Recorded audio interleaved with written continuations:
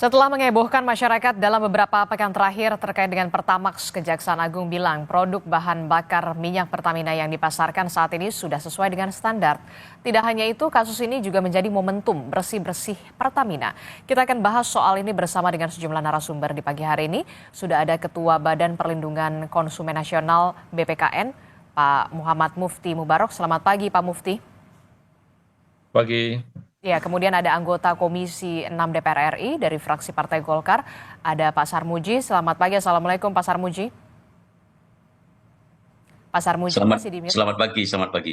Oke, kemudian ada, Waalaikumsalam. baik, pengamat BUMN sekaligus Direktur Next Indonesia Center, sudah ada Pak Heri Gunawan. Selamat pagi Pak Heri. Selamat pagi Mbak Adisti. Oke, saya mau ke Pak Mufti dulu. Pak Mufti, ini kan kalau kita lihat ya, setelah kemarin masyarakat begitu resah dengan dugaan korupsi di Pertamina. Jaksa Agung kemudian sempat mengatakan kemarin, BBM Pertamina ini sudah sesuai dengan standar. Tanggapan BPKN sendiri soal pernyataan Jaksa Agung? Ya, terima kasih. Jadi yang pertama BPKN tentu yang paling utama adalah melindungi konsumen kan gitu.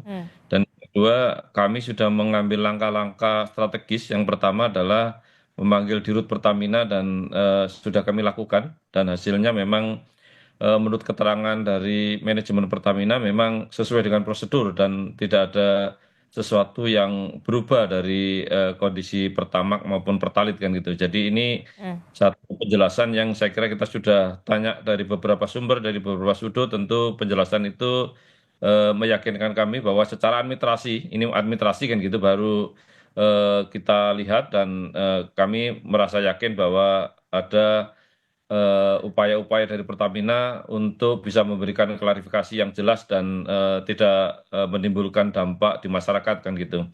Dan yang kedua tentu kami hari ini akan ke Pelumpang untuk melakukan pengecekan langsung. Kami minta data dari tahun 2018 sampai 2023, bagaimana kemudian proses itu dilakukan dan sampai hari ini yang terjadi bagaimana kan gitu. Itu penting karena dia meyakinkan kami dan kami lanjut akan turun ke beberapa SPBU untuk melihat bagaimana kemudian proses eh, ini BPOM Pertamina ini melakukan di lapangan yang akan sampai dihilirisasi kan gitu, di terakhirnya bagaimana kan gitu, sehingga kita punya data-data yang lengkap dan kita juga akan minta uji lab ini dilakukan serentak untuk setiap SPBU sehingga masyarakat tidak ragu lagi untuk hari ini kan gitu. Tapi untuk yang tahun-tahun lalu tentu kita ingin data dari bagaimana bed-bed yang produksi itu supaya kami juga yakin kan gitu. Jangan sampai sekarang beres tetapi yang tahun-tahun lalu belum beres kan gitu. Itu catatan kita sebagai konsumen, tentu kita ingin lebih komprehensif lagi melihat langsung bagaimana terjadinya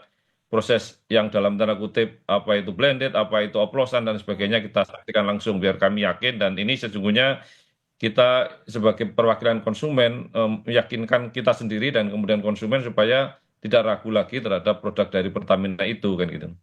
Jadi rencananya memang BPKN sendiri akan mendatangi Pelumpang gitu ya untuk melakukan pengecekan, termasuk juga pengecekan secara random ya terhadap SPBU-SPBU. Apakah nanti hasilnya akan diumumkan secara transparan kepada publik? Ya, tugas kami tentu sebagai amanat undang-undang adalah memberikan saran atau rekomendasi kepada pemerintah, kepada pelaku usaha, dan ini akan kita lakukan rekomendasi resmi kami kepada pemerintah atau tentu kepada Pertamina kan gitu. Setelah temuan kami nanti sore, kami uji langsung di kilang, dan kemudian seluruh SPBU juga beberapa sampling kita untuk bisa langsung menyaksikan bagaimana Pertamina memberikan klarifikasi dan memberikan spesifikasi yang selama ini disangka oleh konsumen gitu, karena memang konsumen sekarang ini resah dan kemudian tentu beralih kepada SPBU yang lain. Ini saya lihat di pantauan kami hari kemarin sepi sekali kan gitu Pertamina. Ini kan masih ada tendensi bahwa sentimen negatif masih terjadi di Pertamina itu. Oke, saya ke Pak Sarmuji. Pak Sarmuji, yang sudah dilakukan oleh Pertamina apakah sudah tepat saat ini, dan kemudian Kejaksaan Agung juga sudah mengatakan kemudian jangan meninggalkan Pertamina begitu. Apakah yang jadi pertanyaan sekarang begini, apakah yang sudah dilakukan saat ini sudah cukup untuk kemudian bisa mengembalikan lagi kepercayaan masyarakat? Ya, ini memang sesuatu yang tidak mudah ya. Masyarakat sudah terlanjur menelan mentah-mentah kata oplosan. Jadi ada dua diksi yang berkembang kemarin. Pertama adalah kata oplosan, yang kedua adalah kata blending. Mhm. Dua hal itu ya meresahkan sekali buat masyarakat. Oplosan bahkan cenderung sudah pasti negatif kalau oplosan. Kalau blending, masyarakat masih bingung. Ini blending ini maknanya sama dengan oplosan Hmm, atau makna yang lain. betul. Dan kalau secara teknis, blending itu memang memiliki makna yang lain dibandingkan dengan oplosan. Mhm. Karena blending itu sesuatu yang normal, sesuatu yang selama ini terjadi dan bukan untuk mengibuli masyarakat, Hmm, tetapi secara teknis memang itu dimungkinkan untuk menjaga spesifikasi BBM tertentu. hmm, Nah, ini yang masih perlu terus dijelaskan kepada masyarakat mhm. bahwa Pertamina tidak melakukan oplosan.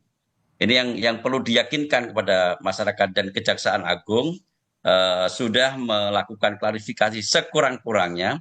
Kejaksaan Agung sudah menyatakan bahwa BBM yang beredar hari ini sudah sesuai dengan spesifikasi. Hmm. Itu tentu saja sesuatu yang menggembirakan, tetapi itu belum cukup untuk meyakinkan masyarakat yang sudah terlanjur menelan mentah-mentah kata oplosan. Oke. Nah, kalau memungkinkan, BPKN sebaiknya memang sebagai usaha untuk meyakinkan konsumen, kalau diperlukan membuat tim independen.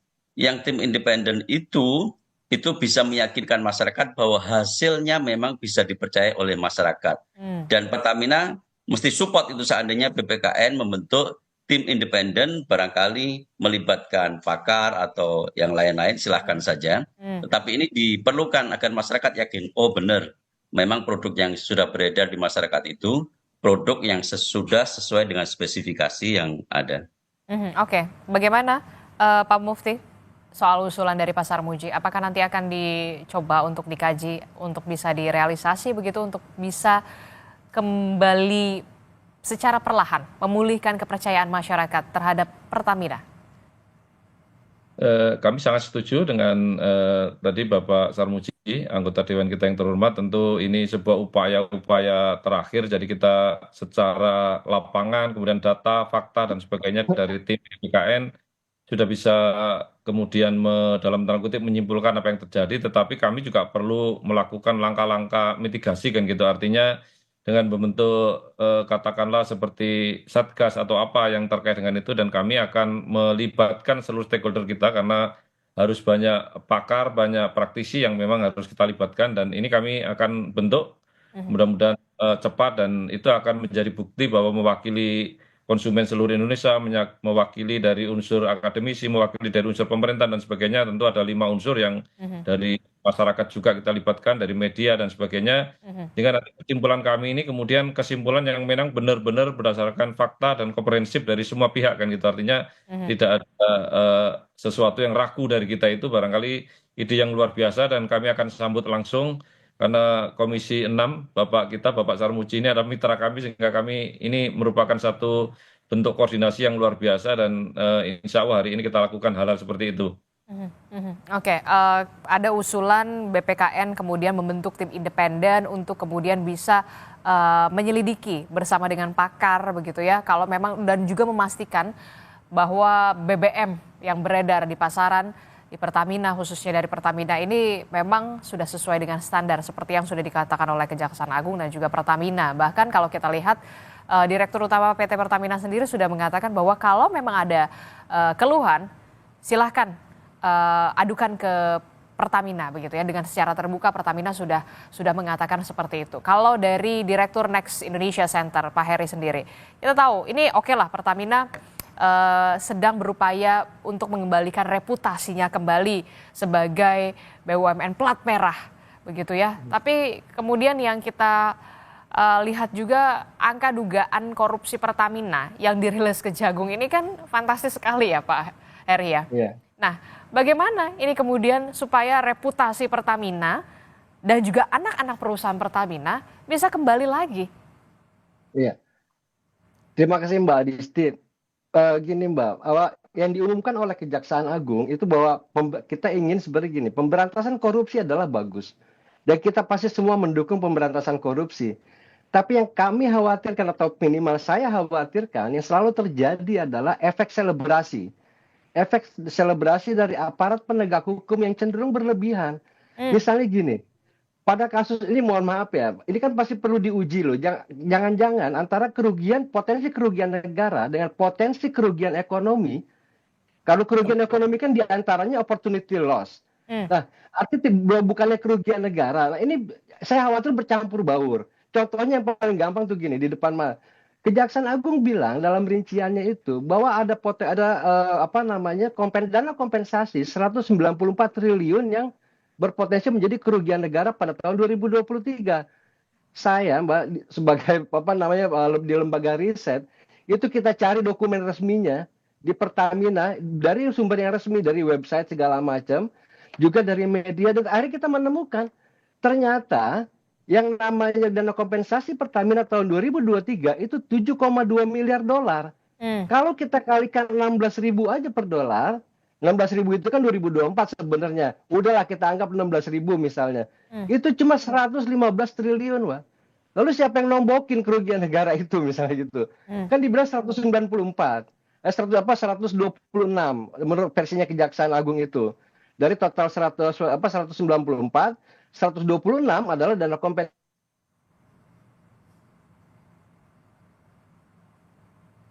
Oke, tampaknya kita mengalami gangguan sinyal dengan Pak Heri begitu ya. Tadi juga sempat Pak Heri mengatakan soal dana kompensasi, setahu saya nilainya tahun 2023 yang diterima Pertamina sekitar 115 triliun atau setara dengan 7,19 miliar dolar Amerika Serikat. Sementara kemudian versi Kejagung, kerugian dana kompensasi dari kasus korupsi BBM ini sekitar 126 triliun rupiah. Nah, inilah yang kemudian menjadi sorotan kita bersama begitu ya, dana kompensasi ini bagaimana begitu. Nah, kalau dari Pak Sarmuji atau dari BPKN begitu ya, ke Pak Sarmuji dulu deh. Pak Sarmuji, Ya. soal dana kompensasi ini begitu kan, bagaimana ini soal dana kompensasi yang memang bisa bisa diterima lah ibaratnya kepada masyarakat yang kemudian bisa dirasakan oleh masyarakat, misalkan beli 10 liter gratis 2 liter gitu. Apakah ini juga perlu dilakukan atau seperti apa? Ya, kalau itu nanti tinggal apakah yang dituduhkan oleh Kejaksaan Agung itu terbukti atau tidak, dan itu pasti ada mekanisme. Kalau sampai ke kompensasi terhadap konsumen itu ada urusannya sendiri, itu ada class action dan sebagainya. Tapi tadi yang disampaikan Pak Heri tadi memang harus hati-hati ya. Kejaksaan juga harus hati-hati dalam menyampaikan tentang kerugian negara. Karena untuk menyatakan tentang kerugian negara itu sebenarnya wilayahnya BPK sebagai auditor negara. Oke. Di Kejaksaan Agung menyampaikan harus melibatkan BPK untuk menghitung kerugian negara. Ya, jadi kita juga ingin penegakan hukum kita itu betul-betul valid, lalu juga menghitung dampak-dampak sosialnya sebelum sesuatunya itu diumumkan kepada publik. Oke, kalau dari Pak Mufti sendiri bagaimana soal dana kompensasi? Apakah memang setuju juga harus memang melibatkan BPK soal perhitungan kerugian negara, potensi kerugian negara dalam kasus ini? Kan kita tahu juga kasus Pertamina ini cukup mengejutkan ya, dengan nominal yang sangat fantastis, Pak Mufti. Ya, mewakili konsumen tentu dalam konteks antras atau ketidakpercayaan terhadap Pertamina ini tentu harus diantisipasi kan gitu. Tidak hanya dari sisi material tadi yang disampaikan, tetapi secara imaterial pun, artinya dalam konteks ini tentu Pertamina harus langkah-langkah taktis kan gitu, karena betapapun pilihan dari konsumen ini cukup banyak kan gitu. Artinya mereka bisa beralih dan kemudian ini dalam waktu seminggu atau 10 hari ini memang sangat sepi Pertamina kan gitu. Maka harapan kami mewakili konsumen tentu mungkin barangkali ada diskon, ada voucher, atau ada bonus-bonus yang bisa dilakukan, atau penurunan harga bila perlu kan gitu, juga nggak ada masalah, karena memang masyarakat atau konsumen kita itu berharap sesuai dengan spek yang diharapkan. Tetapi faktanya kan banyak hal yang mereka rasakan kan gitu. Itu yang barangkali menjadi catatan kita. Mohon Pertamina untuk bisa memberikan satu semangat kepada konsumen kita untuk bisa percaya kembali kan gitu ya. Tentu konsumen kita itu paling suka dengan satu diskon atau bonus atau dengan penurunan harga itu penting kan gitu karena bukan karena kasus ini tetapi bahwa keuntungan Pertamina ini kan cukup besar kan gitu. Artinya dari sisi harga kita cek dengan Malaysia cukup jauh kan gitu dan Hmm, tentu berharap adalah sedikit penurunan meskipun Rp500 dan itu hmm. sangat berarti bagi konsumen karena memang sangat diharapkan. Ini kan terlalu mahal pertama kita ini 12.900 itu sesungguhnya eh, bagi menengah ke atas saja cukup, tetapi kan ini keterpaksaan membeli Pertamax ini sehingga eh, mestinya mereka masih beralap Pertalite, sebelumnya masih beralap premium, eh, apa itu yang sebelumnya lebih murah 6.500, 10.000 dan 12.900. Ini sesungguhnya pilihan-pilihan yang mestinya ada kan gitu orang bisa memilih, tetapi kan kemudian sekarang kalau beli Pertalite antri, beli Pertamax tidak antri, ya tentu ini teknik marketing lah di Pertamina bagaimana meyakinkan kembali dari konsumen dan rakyat Indonesia biar percaya dalam waktu yang cepat ini. Itu kan kira-kira solusi. Tetapi tadi Pak Saramuji menyampaikan dengan mekanisme hukum, tentu kita juga ingin mekanisme yang lebih manusiawi kan gitu. Artinya biar rame dan tentu kepercayaan lebih penting dari segala-galanya. Oke, Pak Heri, silakan dilanjutkan Ya, soal dana kompensasi ini. Kalau ya, tadi menurut Pak Sarmuji, kalau soal dana kompensasi ini cukup berhati-hatilah. Kemudian ayolah betul. gandeng juga lah BPK. Iya, iya. Nah, Soal potensi kerugian negara, potensi iya, juga kerugian yang diderita oleh masyarakat, begitu ya. iya. Bagaimana Anda Nah, melihat ini? saya hanya melihat ini Mbak Disti, ini karena ada efek selebrasi yang dilakukan oleh Kejaksaan Agung.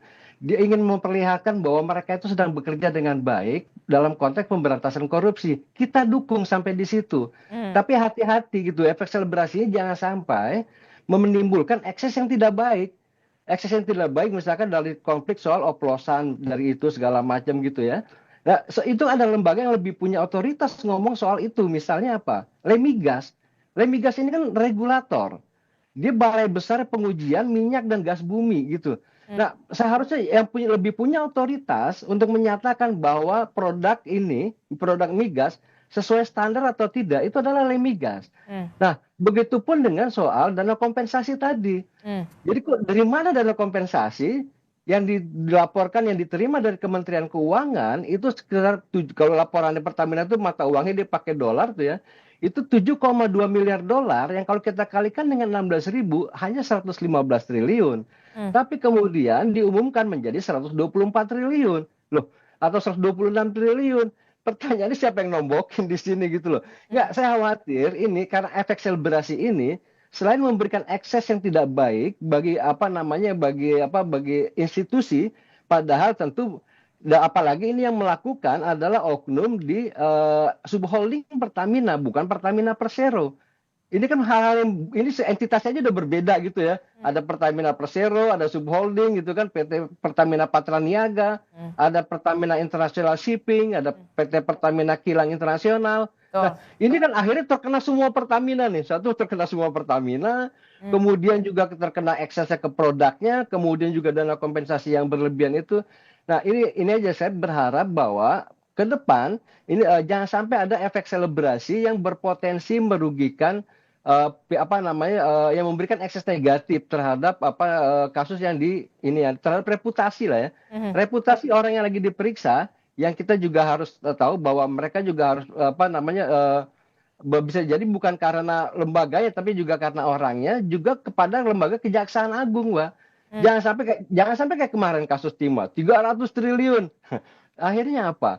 Ini kan jadi ternyata itu kan potensi kerugian ekonomi. Mhm. Ada opportunity loss. Oke. Nah, ini itu Mbak. Pak Heri, karena tadi Anda sudah menyinggung soal bagaimana Patraniaga, International Shipping, Kilang Internasional. Kita tahu dalam kasus ini diduga juga melibatkan 3 subholding ini ya. Iya, Patraniaga, kemudian International Shipping, Kilang Internasional. Kemudian sepertinya dalam tanda kutip ada dugaan begitu ya, ada orkestrasi nih di dalam holding ini. Nah, pertanyaan selanjutnya, kemudian mekanisme pengawasan seperti apa lagi sih yang harus dilakukan segera oleh internal Pertamina untuk bisa kemudian bersih-bersih di internal Pertamina? Jangan dijawab dulu Pak Heri, kita akan temukan jawabannya usai jeda. Tetaplah bersama kami hanya di Sapa Indonesia Pagi.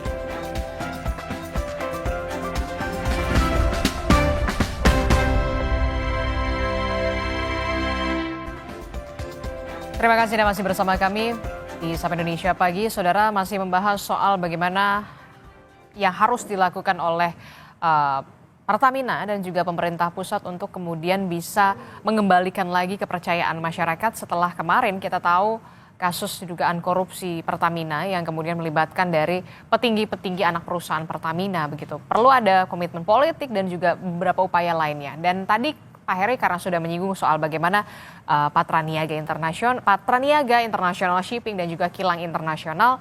Nah, kalau kita lihat kan dalam kasus ini juga diduga ya, sekali lagi saya mengatakan diduga melibatkan ada 3 subholding Pertamina yang tadi sudah disebutkan.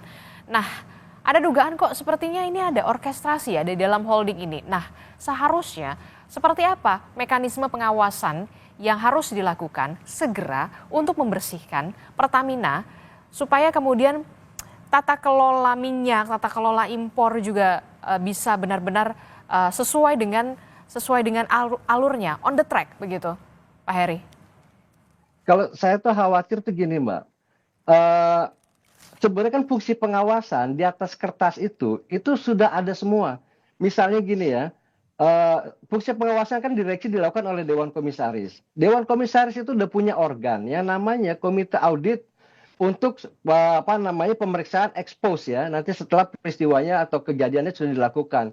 Kemudian ada yang namanya Komite Pemantau Risiko. Itu sebenarnya pemeriksaannya kan ex ante di depan ya, di depan pemeriksaannya itu kalau pengen ada investasi, ada pekerjaan, itu pertama kan dilihat manajemen risikonya. Nah, ini instrumen ini ada semua di bawah Dewan Komisaris. Nah, yang saya pertanyakan itu jangan-jangan yang seperti ini tidak berjalan.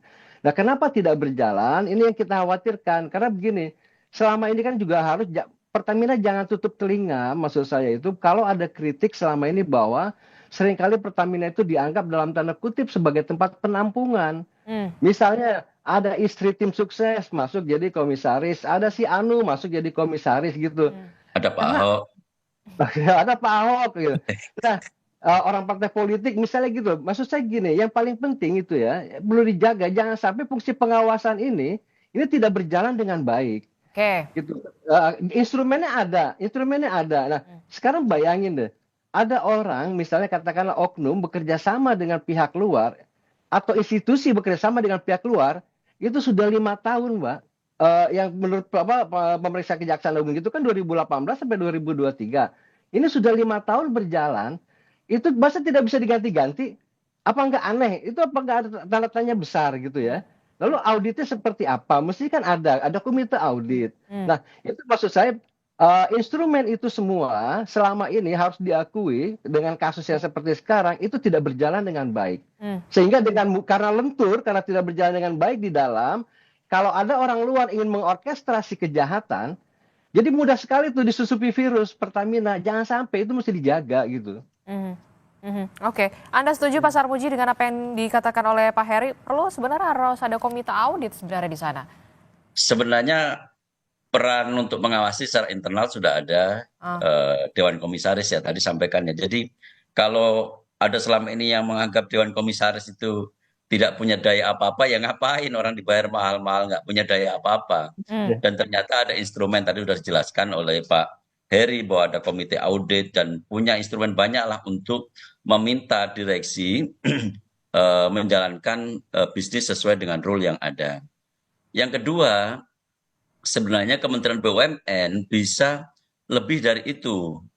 Pada waktu rapat kerja saya sudah pernah sampaikan bahwa Kementerian BUMN perlu membuat satu desk khusus untuk menampung atau untuk sebagai cara agar orang bisa mengadukan di situ tentang potensi korupsi di masing-masing BUMN. Karena korupsi ini kan banyak sekali BUMN mengalami kasus yang sama dengan Pertamina. Kalau ada des khusus, yang des khusus itu orang bisa menyampaikan early warning system.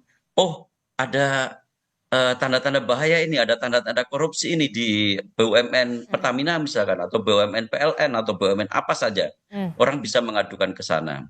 Yang kedua, perlu dibangun satu whistleblower system. Jadi orang mengadukan di internal itu ada internal BUMN. Kalau ada orang-orang internal BUMN yang mengadukan, itu tidak diberikan sanksi, tapi justru diberikan apresiasi. Kadang-kadang kan kalau ada orang yang mengadukan secara internal di satu lembaga atau satu badan usaha, kadang malah dikucilkan, kadang malah diberikan sanksi, bahkan kadang-kadang Non-job. secara sosial non-job gitu. Itu yang harus dijamin dengan tadi,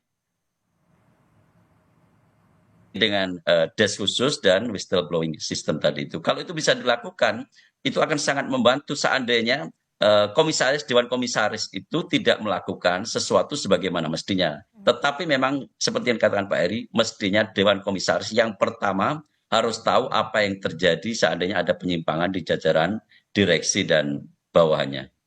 Oke, cukup menarik begitu ya apa yang dikatakan Pak Sarmuji begitu. Ini jadi momentum yang tepat begitu ya, tidak hanya bagi Pertamina begitu ya, Ya, tapi juga benar. bagi seluruh BUMN yang ada di Indonesia untuk bisa bersih-bersih, bahkan ada des khusus, jangan sampai kemudian internalnya yang ingin mengadukan adanya dugaan dalam tanda kutip dugaan penyelewengan atau dugaan korupsi justru malah dikucilkan. Nah, menurut Pak Heri sendiri bagaimana soal ini? Ya, saya setuju tuh dengan disampaikan oleh Pak Sarmuji itu. Kan selama ini Mbak di dalam manajemen risiko itu kita kenal ada three line of defense ya. Itu di line pertama itu yang melakukan itu adalah fungsinya langsung kan. Nah, yang kedua internal audit di second line. Di line yang ketiga itu ada artinya manajemen. Di situ ada komisaris, ada direksi. Nah, seharusnya yang disampaikan oleh Pak Sarmuji tadi itu menjadi line keempat, Mbak. Dalam hal ini Kementerian BUMN, kan Kementerian BUMN ini udah berbeda nih. Kementerian BUMN dulu sebelum Pak Erik itu kan dibaginya deputi-deputinya per sektor. Kalau tidak sektor bisnis ya, sekarang kan tidak sektor bisnis. Jadi ada deputi yang khusus menangani manajemen risiko. Oke. Nah, itu udah ada tuh barang itu organisasinya sudah ada. Nah, maksud saya tadi untuk membentuk whistleblowing system, nah ini harus dibangun misalnya line yang keempat. Line yang keempat itu dalam hal ini ya Kementerian BUMN bukan hanya sebagai regulator, tapi sebagai pemegang saham. Nah, kemudian dia membentuk line keempat sehingga kalau ada orang BUMN termasuk di internal itu yang ingin mengadukan komisarisnya bahwa komisarisnya begini atau manajemennya begini, dia nggak sungkan lagi mengadukan ke manajemennya, ke perusahaannya sendiri, tapi disampaikan ke ke tadi des yang khusus itu segala macam. Nah, supaya des ini bekerja lebih independen dan kerjanya juga jangan suka dengan lagi senang efek selebrasi, tapi ini kerjanya harus silent, tiba-tiba selesaikan kan harus seperti itu gitu ya. Nah, itu menarik menurut saya. Jadi harus membuat, kalau selama ini ada 3 lines, ini dibuat harus menjadi 4 lines. Lines keempat itu adalah owner, dalam hal ini pemerintah yang diwakili oleh Kementerian BUMN. Oke, saya sepakat juga untuk Pak Sarmuji dan juga Pak Heri. Nah, jangan sampai kemudian begini. Oke lah, ini kasusnya dengan hukum begitu sudah berjalan di Kejaksaan Agung begitu ya. Ada 9 orang yang sudah ditetapkan sebagai tersangka. Ada pihak swasta, kemudian juga ada pimpinan pucuk tertinggi dari anak perusahaan Pertamina begitu ya. Tapi di lain sisi kita juga melihat Pertamina ini adalah BUMN yang satu-satunya yang kita punya begitu ya, soal BBM begitu ya, untuk pendistribusian BBM begitu ya. Jangan sampai kemudian dalam tanda kutip begitu ya, rusak setitik. Ya kan? Ya kan? Nah ini jadi gimana ya? Kita juga harus menyelamatkan Pertamina dari orang-orang yang seperti ini begitu ya, yang sudah menciderai seperti ini. Nah, kalau dari BPKN sendiri bagaimana supaya kemudian konsumen juga bisa kita fix lagi deh, kita pakai Pertamina lagi deh, setelah kemarin kita lihat banyak sekali fenomena SPBU swasta ini sudah ramai oleh masyarakat, mereka sudah beralih ke SPBU swasta begitu, Pak Mufti? Ya, jadi dari diskusi ini tentu kami terinspirasi bahwa kita perlu membentuk tim pencari fakta kan gitu. Dan barangkali juga Pak Henry dan sebagainya nanti kita libatkan ketika semua para pihak ini yang memang orang-orang independen kan gitu, sehingga bisa memberikan satu pernyataan atau rekomendasi kepada masyarakat, kepada konsumen nanti, dan tentu kepada stakeholder kita, pemerintah, BUMN dan sebagainya, DPR dan sebagainya.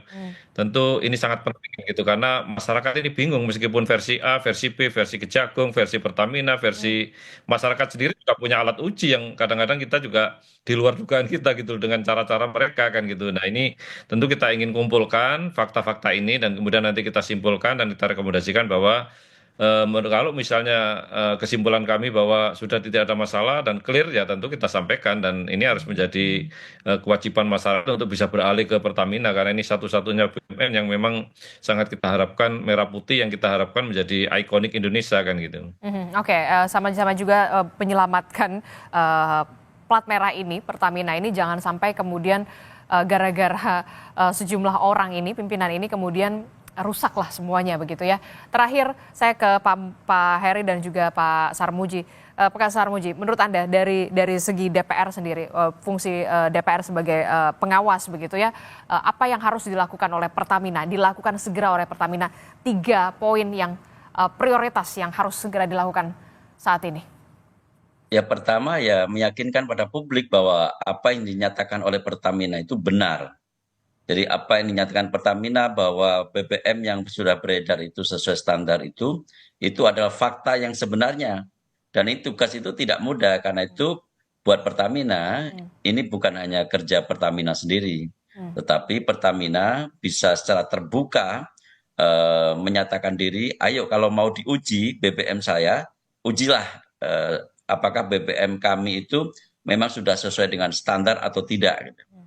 Pertamina harus mau secara terbuka siapapun yang ingin menguji lembaga-lembaga BPKN atau Lemigas atau apapun, ayo kita buktikan bahwa apa yang sudah kami sediakan untuk masyarakat itu betul-betul sesuai dengan spesifikasi yang ada. Itu ada tugas yang pertama. Kalau urusan nanti diskon atau itu nanti menyusul lah itu.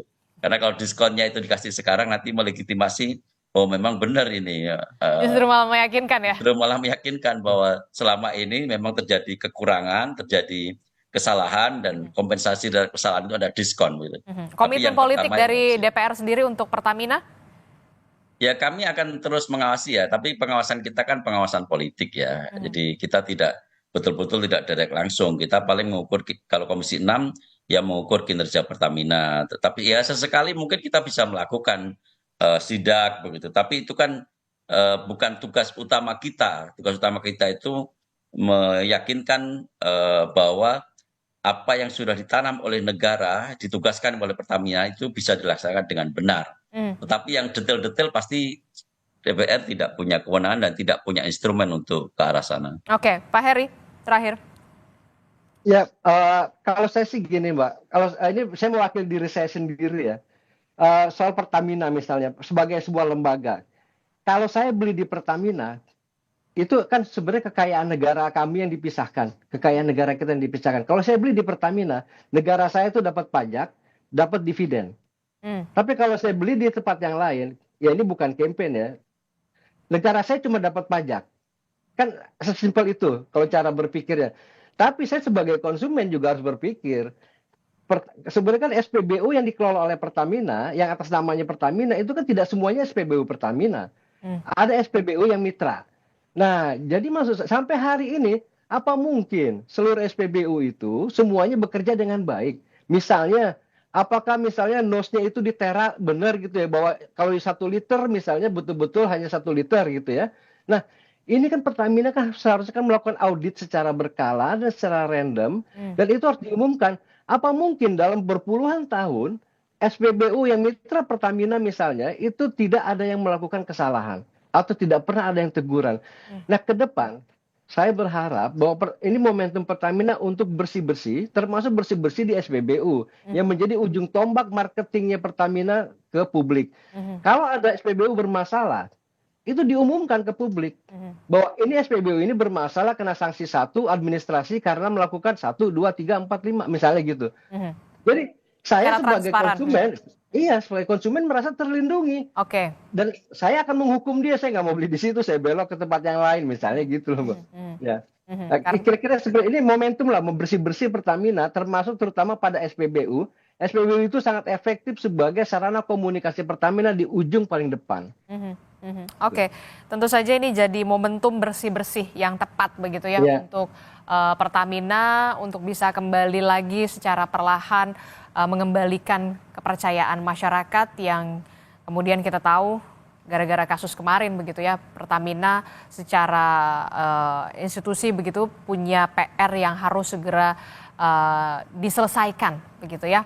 Tidak hanya Pertamina tapi juga menjadi pelajaran juga ini bagi seluruh BUMN yang ada di Indonesia begitu ya, untuk bisa bersih-bersih juga dan juga bisa memberikan yang terbaik untuk masyarakat. Terima kasih Pak Heri, Pak Sarmuji, kemudian Pak Mufti telah bergabung bersama kami. Sehat selalu Bapak-bapak semuanya.